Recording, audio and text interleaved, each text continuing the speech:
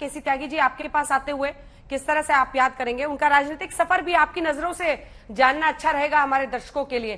3 बार मुख्यमंत्री रहे, 1 बार रक्षा मंत्री रहे, 2 बार प्रधानमंत्री बनते बनते रह गए। अंजना जी, मेरा लगभग 50 साल का राजनीतिक और व्यक्तिगत रिश्ता उनके साथ रहा है जी। और जो भी लड़ाइयां उन्होंने अपने जीवन में लड़ी हैं, उन सब लड़ाइयों में मैं उनके साथ हिस्सेदार रहा हूं, सड़क का सिपाही रहा हूं। 1977 में चौधरी चरण सिंह जब दिल्ली आ गए तो वो उनको मुख्यमंत्री बनाना चाहते थे। उस समय उनकी 32 साल की उम्र थी और कट काठी से वो बहुत छोटे कद के लगते थे।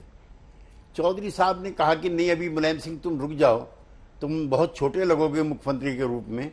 तो रामनरेश यादव जी को मुख्यमंत्री बनाया गया।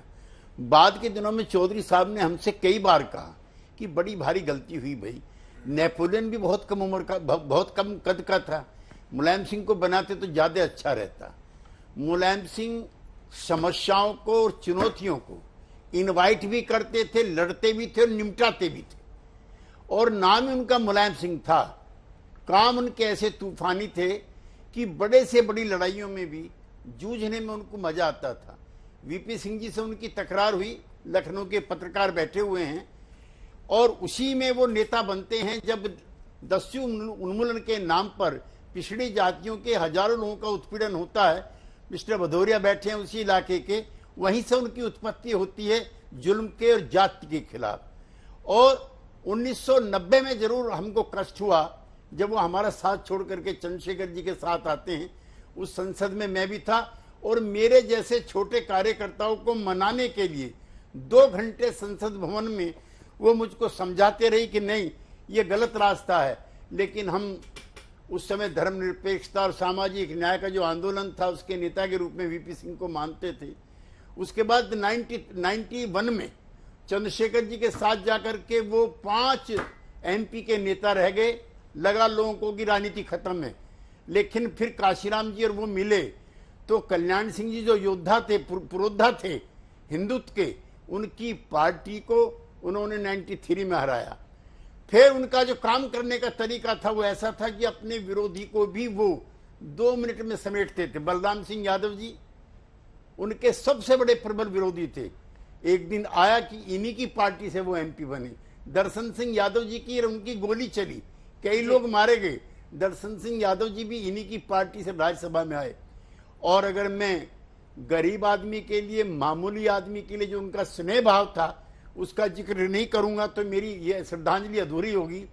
मैं जब वो मुख्यमंत्री थे 5वें माले से उनके साथ लौट रहा था। जब मैं चलने लगा, नहीं अभी मत जाओ, एक शादी में चलना। मैंने, सब किसकी शादी है?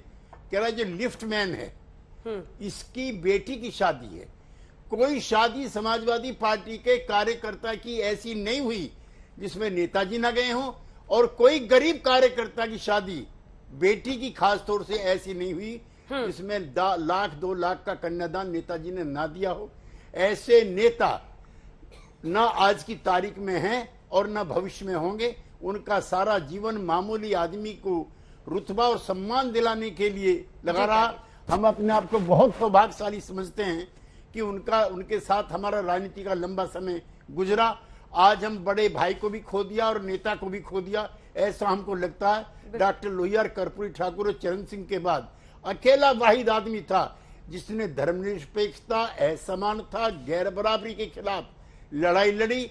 और लड़ाई कहां से लड़ी?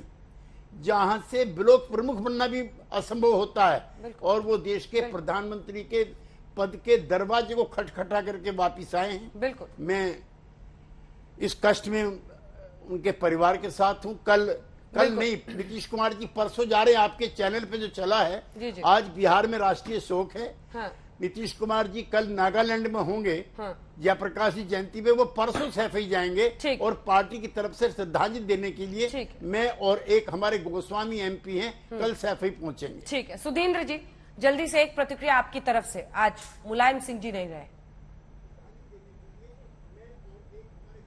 देखिए, तमाम लोगों ने आज ऐसे अवसर पर जब हम सब लोग विनम्र श्रद्धांजलि दे रहे हैं मुलायम सिंह जी को, तमाम लोगों ने अपनी अपनी बातें रखी। मैं इतना कहूंगा कि जितने लोग आज यहाँ पर हैं उनके साथ मैं भी अपनी आवाज मिलाता हूं, पर मैं कुछ चीजें ऐसी कहना चाहूंगा कि जो शायद अन्य लोगों को ना मालूम हो।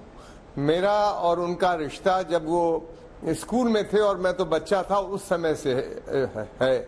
हम लोग जी जी जल्दी से एक राहुल, जल्दी से आपसे एक रिएक्शन। आपने कवर भी किया है मुलायम सिंह यादव को, किस तरह से देखते हैं उनके राजनीतिक सफर को, और आज पीएम ने अपनी चुनावी रैली में लंबा हिस्सा उनके बारे में बोला। देखिए, कुछ जर्नीज पॉलिटिकल जर्नलिस्ट के लिए ऐसी होती हैं जो कि उनकी करियर की शुरुआत से उनके अंत तक आती हैं, और मुलायम सिंह यादव और राम जन्मभूमि मेरे लिए वैसी ही जर्नी है। 1989 में मेरी मुलायम सिंह यादव और राम जन्मभूमि दोनों से मुलाकात हुई। शिलान्यास हुआ था, मुलायम सिंह यादव पहला चुनाव लड़ रहे थे, चीफ मिनिस्टर बनने वाले थे, और टूटी गाड़ी थी उनके पास, एम्बेसडर चल नहीं रही थी, मेरी गाड़ी बेहतर थी, उन्होंने लिफ्ट मांग ली। मौका छोड़ते नहीं थे कभी, और आप किसी को कवर करने जाएं वो आपसे लिफ्ट मांग ले, उससे अच्छा सोने पे सुहागा नहीं हो सकता। रास्ते में कहानियां सुनाई कि कैसे इतना गरीब थे कि दूसरा जोड़ा कपड़ा नहीं था, सफेद पजामा कुर्ता, तो कॉलेज जाते थे तो पन्नी में बांध के, सड़क नहीं थी, स्कूल नहीं था, बिजली नहीं थी, तो पन्नी में कपड़ा बांध के कच्चा नाला बरसात में पार करते थे, ट्यूबवेल पे नहा के कपड़े पहन के जाते थे, साइकिल चोरी ना हो जाए तो कंधे पे लगा के बरगद के पेड़ की सबसे ऊपर की टहनी पे चेन से बांधते थे, कहते थे कि मैं ही उतार सकता हूं क्योंकि किसी और में इतना दम नहीं। वो मुलायम सिंह यादव ने 1989 में एक कॉन्सेप्ट ऑफ एंटी कांग्रेसिज्म जो उन्होंने लोहिया से सीखा था, क्योंकि कांग्रेस का एक छत्र राज था, यूपी 425 सीट का राज था, 85 लोकसभा सीटें थी, वो अनडिवाइडेड यूपी था, अपर कास्ट की हेजेमनी थी, और उसको तोड़ करके मुलायम सिंह यादव ने अपने आप को मुख्यमंत्री बनाया। बहुत सारे दांव चले, किसी को गिराया, खुद भी गिरे, मायावती के साथ जुड़े, उनको तोड़ा, लेकिन कहीं ना कहीं बॉडी ब्लोज देखेंगे अगर तो उन्होंने भी झेले, दूसरों को भी दिए। लेकिन अगर आप देखिए तो आज अगर बीजेपी 2015 में 16 में कहती है कि कांग्रेस मुक्त भारत, तो 1989 में पहला एविक्शन नोटिस यूपी में कांग्रेस को मुलायम सिंह यादव ने दिया था, और वो एविक्शन नोटिस आज तक कांग्रेस के दरवाजे पे चिपका है।